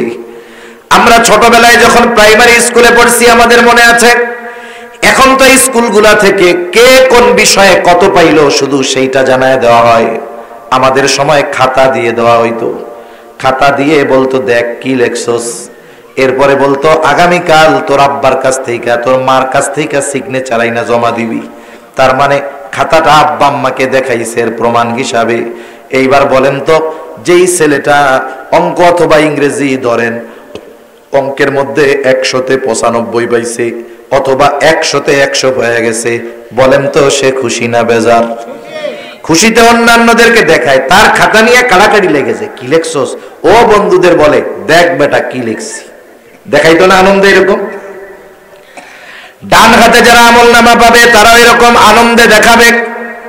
সাথে সাথে ডান হাতে আমলনামা পাবার কারণ হিসাবে বলবে, ইন্নী যানানতু আন্নী মুলাকিন হিসাবিয়া, যে আমি এই ব্যাপারে দৃঢ় ধারণা রাখতাম, দৃঢ় বিশ্বাস রাখতাম, এই ব্যাপারে আমার ঈমান ছিল, বিশ্বাস ছিল যে আমাকে আমার দুনিয়ার কর্মের হিসাবের মুখোমুখি আল্লাহর সামনে হওয়া লাগবে। আমাকে আমার হিসাবের মুখোমুখি হতে হবে। কার সামনে? বলে আল্লাহর সামনে। কোন কর্মের? দুনিয়ার কর্মের। তার মানে আমি আপনি দুনিয়ায় যে কর্মগুলো করি, দুনিয়ার মানুষ দেখুক আর না দেখুক, জানুক আর না জানুক, আমার এই দুনিয়ার কর্মের হিসাবের মুখোমুখি আল্লাহর সামনে দিতে হবে। একটা জিনিস চিন্তা করেন, আমাদের দেশে পুলিশ প্রশাসন অপরাধ ঠেকানোর লোকের অভাব নাই। অভাব আছে নাকি এই দেশে? এরপরেও অপরাধ বাড়ে না কমে? কিন্তু অপরাধ কমানোর জন্য সিসি ক্যামেরা লাগায়, কত ব্যবস্থা করে গোয়েন্দা বাহিনী, পুলিশ, আনসার, বিজিবি, র্যাব, কত কিছু আছে, এরপরেও অপরাধ কমানো যায় না। আমি বলি কিয়ামত পর্যন্ত কমানো যাবে না যতক্ষণ না মানুষের অন্তরে এই চিন্তা আসবে যে আমাকে আমার কর্মের হিসাব আল্লাহর সামনে দেওয়া লাগবে। এই বিশ্বাস যখন কোন মানুষের অন্তরের গভীরে পৌঁছিয়ে যাবে, হৃদয়ের সাথে গেঁথে যাবে, ওই মানুষটাকে পাপ থেকে ফেরানোর জন্য কোনো প্রশাসন লাগবে না। আল্লাহর ভয় তাকে পাপ থেকে বেঁচে থাকতে বাধ্য করবে। ঠিক কিনা বলেন? এটা ঈমান। ওই কথাই সে বলতেছে যে আমি দুনিয়ায় এই ব্যাপারে দৃঢ় বিশ্বাসী ছিলাম যে আমাকে আমার কর্মের হিসাব দিতে হবে। কার সামনে? আল্লাহর সামনে মুখোমুখি হতে হবে, আমার হিসাব দেওয়া লাগবে। এই চিন্তা ছিল আমার দুনিয়ায়, এই জন্য গোনার থেকে বাঁচছি, ভালো কাজ করছি, এই জন্য আমলনামা কোন হাতে? জোরে কোন।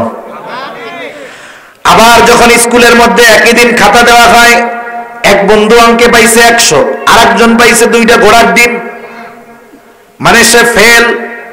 অঙ্কে ফেল যাওয়া সহজ, কারণ প্লাস মাইনাস ভুল গেলেই অঙ্ক ভুল। ঠিক কিনা কন? অনেকে একেবারে 2টা শূন্য পাইতো। এখন বলেন তো, ওই খাতা যখন তার হাতে আসতো, দেখতো তার পাশের বন্ধু পাইছে 100-তে 100, আর ও পাইছে 100-তে 2টা ঘোড়ার ডিম। ও কি খুশি হইয়া অন্যদের দেখাইতো নাকি যে দেখ কি লেখছি, তোরা তো বেটা 100 পাইছস, আমি 2টা ঘোড়ার ডিম পাইছি? দেখাইতো? লজ্জায় মাথা নিচের দিকে দিয়া কি কইতো, আল্লাহ রে, গতকাল যদি হুজুরের স্যারের বাড়ি আগুন ধরে পুড়ে যাইতো রে, তাহলে খাতাও তো পুড়ে যাইতো, এই লজ্জা আর পাইতাম না। কি যে হইল। এই বাম হাতে যারা আমলনামা পাবে তারা আফসোস করবে সেই দিন। কি বলবে? আল্লাহ তাআলা বলেন, ওয়া আম্মা মান উতিয়া কিতাবাহু বিশিমালি ফায়াকুলু ইয়া লাইতানি লাম উতা কিতাবিয়া ওয়া লাম আদরি মা হিসাবিয়া ইয়া লাইতাহা কানাতিল কাদিয়া মা আগনা আন্নি মালিয়া। আফসোস করবে আর বলবে, লাম উতা কিতাবিয়া, হায়রে আমি যদি এই কিতাব না পাইতাম কতই না ভালো হইতো। ওয়ালাম আদরি মা হিসাবিয়া, আমি যদি আমার এই হিসাবটা না জানতাম কতই না ভালো হইতো। ইয়া লাইতাহা কানাতিল কাদিয়া, আফসোস করবে আর বলবে, আরে ওই যে দুনিয়ার থেকে প্রথম যেই মৃত্যুটা আমার হয়েছিল, ওটাই যদি আমার জন্য চূড়ান্ত হইতো কতই না ভালো হইতো। মা আগনা আন্নি মালিয়া, হায়রে দুনিয়ায় এত সম্পদ ছিল, এত ক্ষমতা ছিল, এত পাওয়ার ছিল, কোনো কিছুই আজকে আমার কাজে আসলো না। এজন্য যারা দুনিয়া একটু পাওয়ার পেয়ে অপরাধে লিপ্ত হয়, কিয়ামতের দিন আফসোস করবে এই ক্ষমতার জন্য, এই পাওয়ারের জন্য। মানুষ দুনিয়ায় পাওয়ারের জন্য, ক্ষমতার জন্য সব করে, মানুষ মেরে ফেলে পাওয়ারের জন্য। যেই পাওয়ার ক্ষমতার জন্য, ক্ষমতা পেয়ে মানুষ অন্যায় করে, অপরাধ করে, জুলুম করে, ওই মানুষগুলো এই ক্ষমতার জন্য পরকালে আফসোস করবে যে কোনো কাজে আসলো না। সম্পদ কাজে আসলো না, আমার মাল কাজে আসলো না, আমার ক্ষমতা, আমার রাজত্ব আমারে শেষ করে দিল। আমি যদি এগুলোর পিছনে না দৌড়াইতাম তাইলে আজকে আমার এই পরিণতি হইতো না। ঠিক কিনা বলেন? এজন্য দুনিয়াতে আল্লাহ তাআলা যাদেরকে ক্ষমতা দিয়েছে তাদের উচিত এই ক্ষমতাকে ভালো কাজে ব্যয় করা। কিন্তু আফসোসের ব্যাপার হইল, যেই ক্ষমতা পায় এর অবস্থা অন্যরকম। ও তার নিচে যারা আছে তাদের উপরে জুলুম করবে কেমনে এই চিন্তা করে। ঠিক কিনা কম? এজন্য আফসোস করার আগে এগুলো কাজে লাগাইতে হবে। এখন ডান হাতে যে আমলনামা পাইলো সে জান্নাতি, বাম হাতে যে আমলনামা পাবে তাকে সামনাসামনি দেওয়া হবে না, একেবারে হাতটাকে বুক চিরে পেছন দিকে নিয়ে বাম হাতে আমলনামা দেওয়া হবে। আমলনামা বাম হাতে পাইয়াই সে আফসোস করতে থাকবে। যখন সবার হাতে সবার আমলনামা পৌঁছায় গেছে, আল্লাহ তাআলা ঘোষণা করবেন, ইকরা কিতাবাক কাফা বিনাফসিকাল ইয়াউমা আলাইকা হাসিবা। আল্লাহ তাআলা বলবেন, তুমি পড়ো তোমার কিতাব, তুমি পড়ো তোমার আমলনামা, তোমার হিসাবের জন্য তুমি নিজেই যথেষ্ট। সুবহানাল্লাহ বলেন। হায়রে, পৃথিবীতে হাজারো ভাষা আছে। কেউ যদি কিয়ামতের দিন আমলনামা দেয়, আমলনামা যেই ভাষায় লেখা হোক, তাকে আমলনামা পড়বার যোগ্যতা দিবেন কে? আরো জোরে বলেন কে? আরে প্রযুক্তির কারণে এগুলো বোঝা সহজ, প্রযুক্তির কারণে বোঝা সহজ। দেখেন এখনের প্রযুক্তি কি জানেননি? আপনার চায়না থেকে একজন ফোন দিছে, চায়না যে ভাষা, এই ভাষা এটা বলা তো বহুদূর, ওইটার শব্দ বাক্য তো বহুদূর, ওর অক্ষরই তো আমরা চিনি না। ঠিক কিনা বলেন? এখন চায়না একজন ফোন দিয়ে আপনারে চেঁচু করতেছে, কি করতেছে? তাদের ভাষা বলতেছে, আপনি কিছু বুঝেন না। এখন কি মোবাইলে প্রযুক্তি, আপনি দিবেন যে এটাকে বাংলায় কনভার্ট করে দেন, মানে ও চায়নায় যে কথাটা বলতেছে ও ফোনে বলবে, আর সাথে সাথে আপনার ফোনের স্ক্রিনে ওর কথাগুলো বাংলায় উঠে যাবে। ও আপনারা মনে করেন ওর ভাষায় বলতেছে চেঁচু চুচু, মানে আপনি কেমন আছেন, এটা তো আর আমরা বুঝি না। এখন আমার মোবাইলের উপরে উঠে যাবে যে আপনি কেমন আছেন। আপনি বুঝতে পারলেন না যে ও আমার এই কথা কইতেছে। এখন আপনি জবাব দিবেন, হ্যাঁ আমি ভালো আছি। আর ও চায় না, ওর ভাষায় শুনবে চেঁচু চেঁচু, মানে হ্যাঁ আমিও ভালো আছি। তার মানে চিন্তা করছেন, এই দুনিয়ায় একটা মানুষ সে যেই ভাষার হোক না কেন, ওই ভাষার মানুষের সাথে আপনি যদি কোনো কমিউনিকেশন করতে চান, তার কথা যদি বুঝতে চান, আল্লাহ তাআলা মানুষের মাথায় বুদ্ধি দিয়ে দিয়েছে। ওই ভাষা তোমার শেখা লাগবে না, প্রযুক্তি ব্যবহার করে ওই লোকটার কথাও বুঝবা, কথা বলতেও পারবা। সুবহানাল্লাহ বলেন। মানুষের এই বুদ্ধি দিছে কে? ওই আল্লাহর কি এই ক্ষমতা নাই যে আমরা যতই অশিক্ষিত হই আর মূর্খ হই আমলনামার ভাষা পড়ার যোগ্যতা দিবে? এই ক্ষমতা কি আল্লাহর আছে? নিঃসন্দেহে আছে। এটা আল্লাহর জন্য সাধারণ ব্যাপার। এবার সবাই আমলনামা পড়বে, যারা বাম হাতে আমলনামা পাবে তারাও তো পড়বে। কি বলবে? বলবে মালি হাযার রাসূল, তারা পড়বে মালি হাযাল কিতাব লা ইউগাদিরু সগীরাতাও ওয়ালা কাবীরাতান ইল্লা আহসাহা। আমলনামা পড়বে আর বলবে কেমন কিতাব, এমন এক আজীব কিতাব, একটা ছোট বড় বিষয় বাদ যায় নাই। এক কথা তার গোটা হায়াতের সর্ববৃহৎ ভালো কাজ মন্দ কাজটাও আছে, তার হায়াতের একেবারে ক্ষুদ্র থেকে ক্ষুদ্রাতীত ভালো কাজ মন্দ কাজটাও সেখানে উল্লেখ আছে। সবশেষ কথা হইল, ডান হাতে আমলনামা যে পাবে জান্নাতি, বাম হাতে আমলনামা পাবে জাহান্নামী।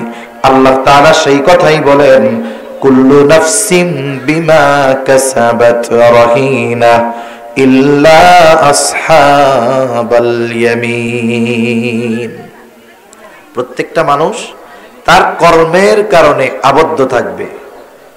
এখন মুফাসসিরিনে কেরাম বলেন, যেহেতু পরবর্তীতে ডান হাতে আমলনামা পাওয়া লোকদের কথা বলা হয়েছে, যে তারা নয়, এর দ্বারা উদ্দেশ্য কি হইল? বলে প্রত্যেকটা মানুষ তার কর্মের কারণে জাহান্নামের মধ্যে আবদ্ধ থাকবে। তথা বাম হাতে যারা আমলনামা পাবে, কেন পাবে? বলে তারা তাদের কর্মের কারণে পাবে, আর এই কর্মের কারণে তারা জাহান্নামের মধ্যে কি থাকবে? আটক থাকবে, আবদ্ধ থাকবে। ইল্লা আসহাবাল ইয়ামিন, তবে যারা ডান হাতে আমলনামা পেয়েছে তারা নয়, কারণ তাদের ঠিকানা হলো জান্নাত। জান্নাতি এবার জান্নাতে, জান্নাতি জান্নাতে যাওয়ার আগে যত পেরেশান, কিন্তু জান্নাতে যাওয়ার পরে কোনো চিন্তা নাই। হাসরের ময়দানে ওই জান্নাতি তার বাপকেও চিনবে না, তার ছেলেকেও চিনবে না, কিন্তু জান্নাতে যাবার পর দুনিয়ার কাউকে সে ভুলবে না। এই হায়াতের মধ্যে একবার যার সাথে দেখা হইছে জান্নাতি, জান্নাতে গিয়া তারেও খুঁজবে। সুবহানাল্লাহ বলেন। একটু চিন্তা করে দেখেন অবস্থাটা কেমন।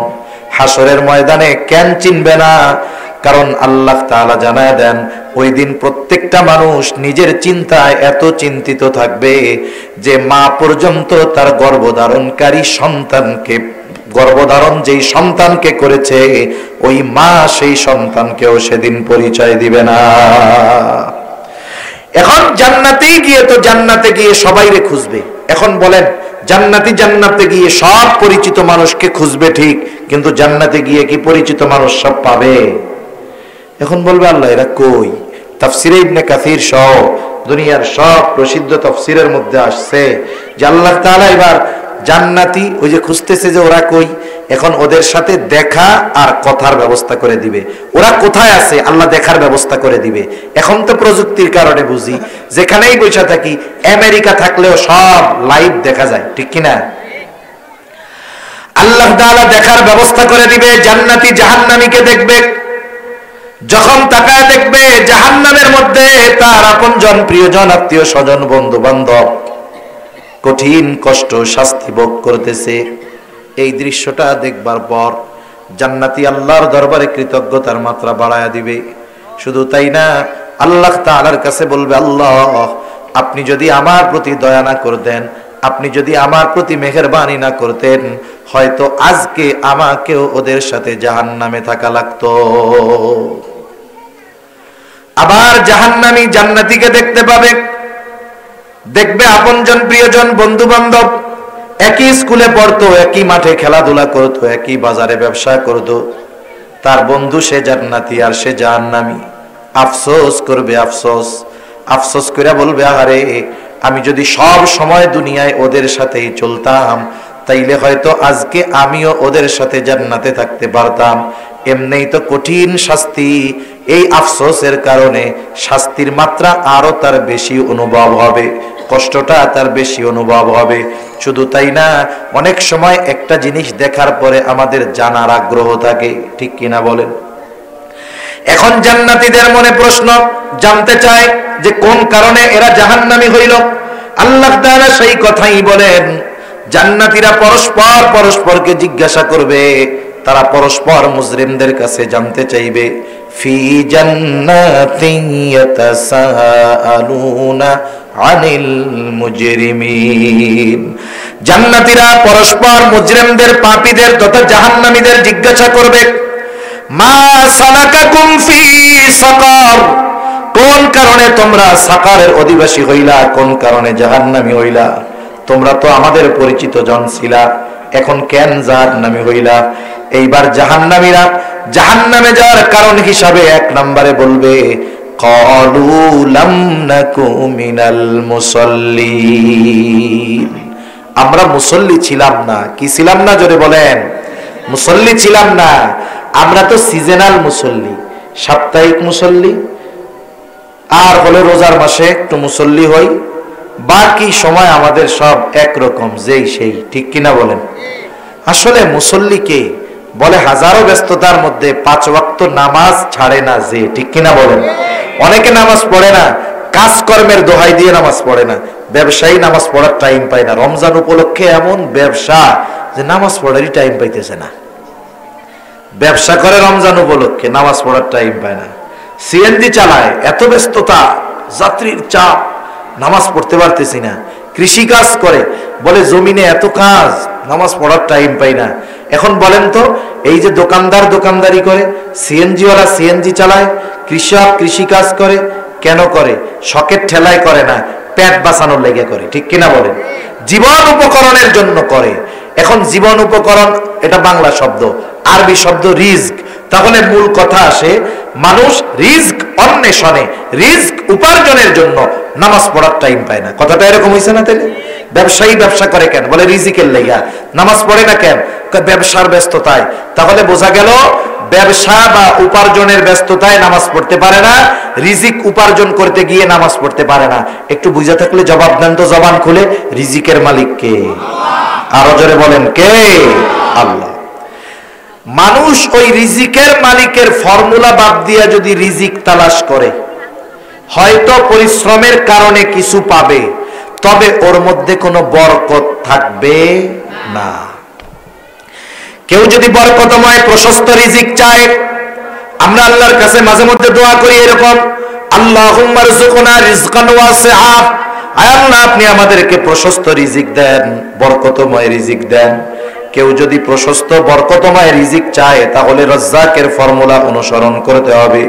রাজ্জাক রিজিক পাওয়ার পদ্ধতিগুলো জানায়া দিতে গিয়ে অন্যতম একটা পদ্ধতির কথা আল্লাহ তাআলা বলেন। কি কাজ করলে রিজিক পাওয়া যায়?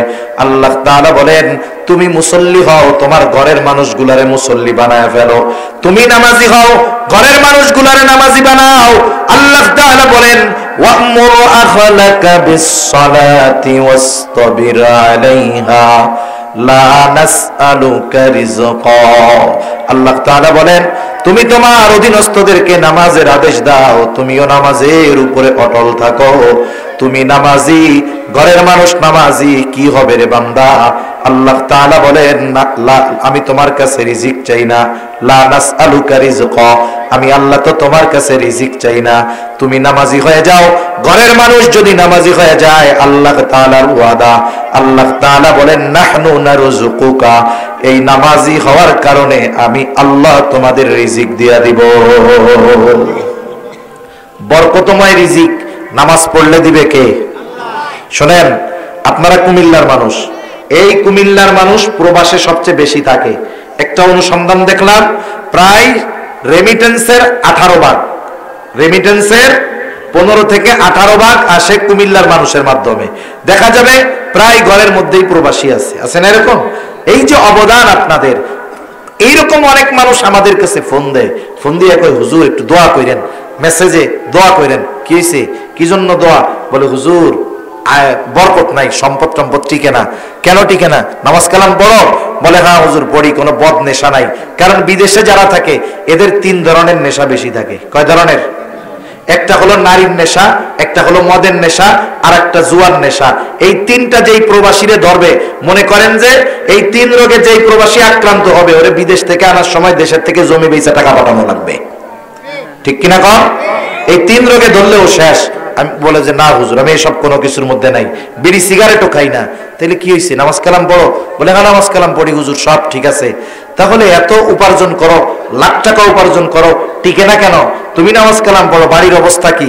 তখন কয়, হুজুর এইটাই সমস্যা, এর লেগেই দোয়া করেন হুজুর। বউটা নামাজ পড়ে না হুজুর, পর্দা করতে বলি হুজুর করে না, মেয়েটাও কথা শুনে না, মার মতো হইছে। আমি কই, তুমি তো ফুটা কলসে পানি ঢালতেছো। তোমার ঘরের মানুষ নামাজি নয়, তোমার অধীনস্থ মানুষজন নামাজি নয়। তুমি উপার্জন করবে অনেক বেশি, কিন্তু এর মধ্যে আল্লাহ বরকত দিবে না। ঠিক কিনা বলেন? অথচ দেখেন তো, আপনাদের মসজিদের ইমামের বেতন দেন কত? বাস্তবতা হলো, একজন কৃষক, একজন রিকশাওয়ালা, একজন ইজি বাইকওয়ালা যা উপার্জন করে, তার চাইতে ইমামের বেতন অনেক কম। ঠিক কিনা কম? এটা বাস্তব কথা, সত্য কথা। বরং ইমাম সাহেব যদি কয় যে রোজার মাস আসছে, সোলার কেজি 130 টাকা, 2000 টাকা বেতন বাড়ান, 2 মাস ধরে মিটিং করবে, বেতন বাড়বে 500। কত মিটিং করা লাগে? অথচ টাকা কিন্তু একা দিবে না কমিটি, টাকা সবাই মিলে দিবে। ইমামের বেতন বাড়ানোর ক্ষেত্রে এত কার্পণ্যতা কেন? আপনারা বাড়ান না, তাদের কষ্ট হয় ঠিক, কিন্তু কোন সময় মানুষের কাছে সে মুখাপেক্ষী হয় না, মানুষের কাছে যায় না। এই অল্প উপার্জনে চলে কেমনে? বলে, আপনি কোন ইমামের ঘরে বেনামাজি ওয়াইফ পাবেন না। ইমামের স্ত্রী নামাজি, ইমামের ঘরে মা বাবা থাকলে সেও নামাজি, সন্তানগুলোও নামাজি। ওই যে ইমামের ঘরে যেহেতু সবাই নামাজ পড়ে, ছোট 2 বছরের বাচ্চা থাকলেও মা বাপরে দেখা দেখা সেজদা দেয়। ইমাম সাহেব নিজে আবার নামাজি, উপার্জন যদিও কম, ঘরের মানুষ আর নিজে নামাজি হওয়ার কারণে অল্প উপার্জন দিয়ে আল্লাহ সুবহানাহু ওয়া তাআলা সম্মানের সাথে তার জীবন চালায় দেয়। যদিও কষ্ট হয়, কিন্তু অসম্মানের সাথে তার জীবন চলে না, সম্মানের সাথে জীবন অতিবাহিত হয়ে যায়। ঠিক কিনা বলেন? আপনি এই বেতনটা আপনার এলাকার একজন মানুষ, যার ফ্যামিলিতে তার সমান মানুষ, মানে ইমাম সাহেবের যে কয়জন পরিবারের লোক, আর একজন সাধারণ মানুষ বেনামাজি, তার পরিবারে ওই কয়জন লোক, তাকে দিবেন। ও মাস শেষে কবে এটা আমার বিড়ির টাকাও হয় নাই। কথা ভুল কইছি? পান বিড়ির টাকাও হবে না, অথচ আল্লাহ চালান। যদিও তাদের কষ্ট হয়, কিন্তু আল্লাহ তাআলা বরকত দেন বিধায় চলা সম্ভব, নাইলে কসম করলে ভুল হবে না, ওই বেতনে ইমামের ফ্যামিলি চলা অসম্ভব ছিল। ঠিক কিনা বলেন? আল্লাহ তাআলা কয়েকভাবে বরকত দেয়। আল্লাহ তাআলা সরাসরি পরিমাণের মধ্যেও কখনো বরকত দেয়, আবার কখনো আল্লাহ তাআলা অল্প ব্যয়ে বড় জিনিস দান করে। যেমন একটা উদাহরণ দেই, আলোচনা বেশি লম্বা আর করবো না, শেষ সময়। এখন মালের মধ্যে সরাসরি বরকত হয় কেমনে, এর জন্য সহজ যেই উদাহরণ, নবীজি সাল্লাল্লাহু আলাইহি ওয়াসাল্লাম খন্দকের যুদ্ধে নবীজির পেটে পাথর বাঁধা, এক সাহাবী দেখছে নবীজির পেটে পাথর, সহ্য হয় নাই, দৌড় দিয়া বাড়ি চলে গেছে। স্ত্রীকে বলে ঘরে কি আছে রে? বলে ছোট্ট একটা ছাগলের বাচ্চা আছে, আর আটা আছে কিছু। কয়জনের হবে? বলে 5-7 জনের বা সর্বোচ্চ 10 জনের হবে। আচ্ছা তুমি এটা পাকাও। আর নবীজির পেটে পাথর দেখে আসছি। ঘরে মহিলা রুটির খামিরা বানাইতেছে, গোল গোল করে বানাচ্ছে, আর গোস্ত রান্না করে রাখছে। নবীজির কাছে গিয়া বলতেছে, ইয়া রাসূলুল্লাহ, আপনার পেটে পাথর বাঁধা, আমি একটু খাবারের ব্যবস্থা করেছি, আপনি সহ 5-7 জন 10 জন গেলে হয়। খাবার কয়জনের? সর্বোচ্চ। নবীজি বলতেছে সবাই চলো। 1000-এর উপরে সাহাবায়ে কেরাম, 1000-এর উপরে। এখন চিন্তা করতেছে সাহাবী, চিন্তা করতেছে অবস্থা তো খারাপ, 10 জনের খাবার এত জনরে কেমনে খাওয়াবে? দৌড়ায় চলে গেছে বাড়ি, বলে অবস্থা তো এই। এখন বলতেছে তুমি কি সবাইরে আসতে বলছো? বলে না, আমি তো নবীকে বলছি যে 10 জনের হবে সর্বোচ্চ, আপনি আর কয়েকজন আসেন। স্ত্রীর ঈমান কেমন? বলে তোমার কোনো টেনশন নাই, নবী যেহেতু বলছে ব্যবস্থা আল্লাহ করবে। এইবার আসছে ঘরে, বলে শোনো, পাতিল থেকে শুধু দিতে থাকবা, এটা ওপেন করার দরকার নাই। আমি তোমার হাতে ওই আটার খামিরা কাপড় দিয়ে ঢেকে রাখছে, দিব, রুটি বানাইতে থাকবা, আর এক গ্রুপ ঘরে আসবে আর খাইতে থাকবে। দেখা গেল কি হলো, এই 1000-এর উপরে মানুষ খানা খাইলো, ওনার পরিবার খানা খাইলো, অবশিষ্ট রয়ে গেছে সব। নবীজি বললেন সবাইরে দিয়ে দাও। বর্ণনাকারী বলতেছে যে এই খাবার আমরা তো খাইছি, এত মানুষ খাইছে, আমার প্রতিবেশী পরিজন সবাইকে দিয়েছি। সুবহানাল্লাহ বলে। এটা হলো সরাসরি সম্পদের মধ্যে বরকত। আরেকটা হলো পরিমাণ, আরেকটা হলো বরকতটা পুরোপুরি মূল মালে না। বরকত কি দেখেন, সমাজে এরকম লোক আছে, এক ডিশ খায় ওর পেট ভরে না, আছে না নাই? তরকারি 15 পদের দেয়, ওর তাও ভরে না। কিন্তু আল্লাহ তাআলা কিছু বান্দারে দিছে, এই কয়টা ভাত খাবে, একটু ডাউল হবে, একটু ভর্তা হবে, পেট ভরে গেছে। দেখা যাবে ওর এক বেলায় যে খরচ হয়, এই লোক 10 বেলা ওই খরচে চলতে পারে, কারণ তার খাবার প্রয়োজন, যেই কারণে আল্লাহ তাআলা অল্পতে তার প্রয়োজনটা মিটায়া দেয়। সুবহানাল্লাহ বলেন। এজন্য নামাজের মাধ্যমে এই বরকত আল্লাহর থেকে পাওয়া যায়। তাহলে আমাদের দুনিয়ায়ও যদি লাভ চাই, নামাজি হওয়ার দরকার আছে না নাই? আছে। দেখবেন অনেক জায়গায়, আপনাদের এখানের খবর তো জানি না, অনেক জায়গায় হবে কি মাহফিলের সময় লোকজন নাই, লাস্টে যখন দোয়া হবে, এইবার হালুয়া আছে, খাবার আছে, দেখবেন যে লোকজন আর ধরে না, হয় না এরকম? তার মানে বোঝা গেল, দেখছেন, এই ভালো কাজের মধ্যে আসলে দুনিয়ায়ও পাওয়া যায়, আর আগে যদি আসতো আখেরাতেরটাও পাইতো। ঠিক কিনা বলেন? এজন্য জাহান্নামীরা জাহান্নামে যাওয়ার 1 নম্বর কারণ, বলে আমরা মুসল্লি ছিলাম না, আর আমরা বলি আমরা মুসল্লি হব। কি হব? জোরে বলেন, মুসল্লি হব।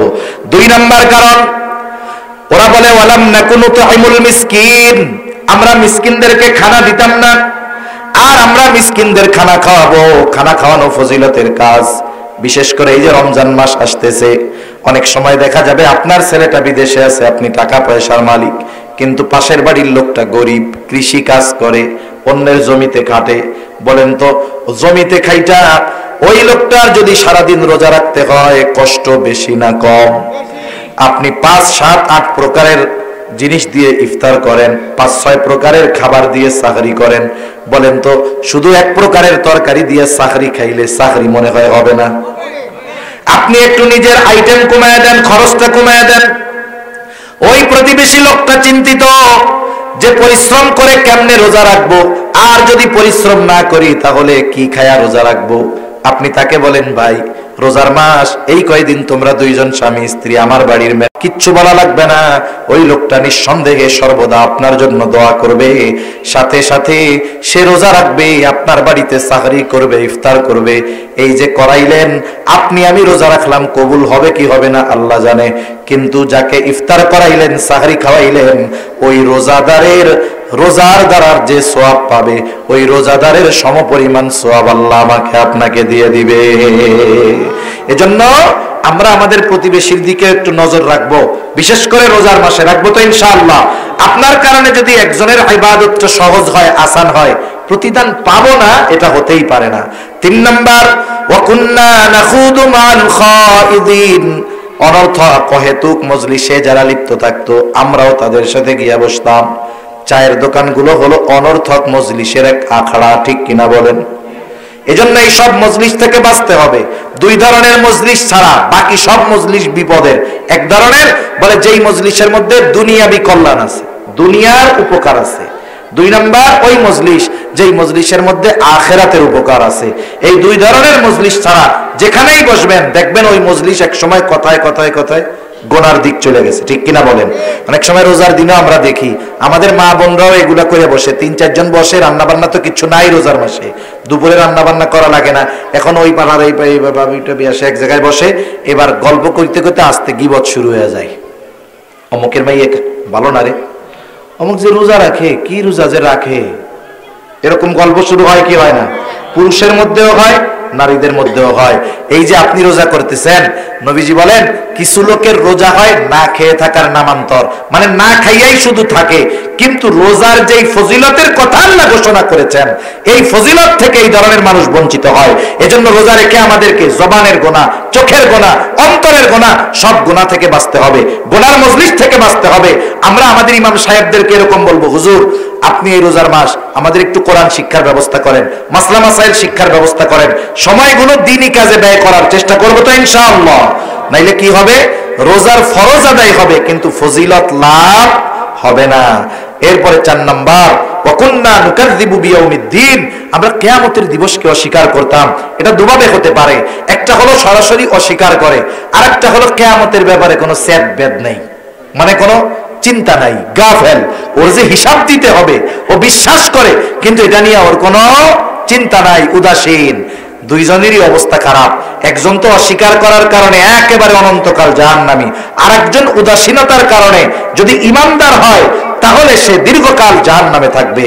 এখন বলবে এভাবে চলছে দুনিয়া, যা মন চাই করলাম, নামাজ পড়লাম না, গরিব মিসকিন অসহায়দেরকে খানা দিলাম না, অহেতুক মজলিসে হায়াত পার করে দিলাম, কিয়ামতের ব্যাপারে বিশ্বাসী ছিলাম না, হাত্তা আতানাল ইয়াকিন, দৃঢ় সত্যের আগমন ঘটলো, অর্থাৎ মৃত্যু চলে আসলো, তাওবা করতে পারলাম না, ভালো কাজ করতে পারলাম না, এখন ঠিকানা জাহান্নাম। আর আল্লাহ বলেন ফামা তানফাউহুম শাফাআতুশ শাফিঈন, এই ধরনের লোক যেগুলা, এদের জন্য আল্লাহ তাআলা কোন সুপারিশকারীর সুপারিশ কবুল করবেন না। এখন দেখেন কেন করবেন না? একটা মানুষ একটা অপরাধ করছে, বিচারের সময় জানা গেল যে এটা যে অপরাধ সে সেইটা জানে না। বিচারক কি বলবে? যেহেতু জানে না, প্রথমবার তাকে সুযোগ দেওয়া হলো, পরবর্তীতে কোনো ছাড় নাই।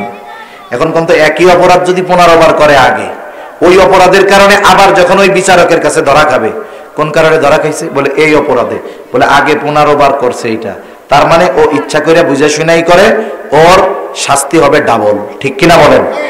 জাহান্নামীরা কেন জাহান্নামে যাবে এটা আমরা বলতেছি, উলামায়ে কেরাম বলতেছে, কোরআন স্পষ্টভাবে জানায়া দিল। এরপরেও যদি আমরা পরিবর্তন না হই তাহলে তো আমাদের কারণেই আমরা ধরাটা খাবো।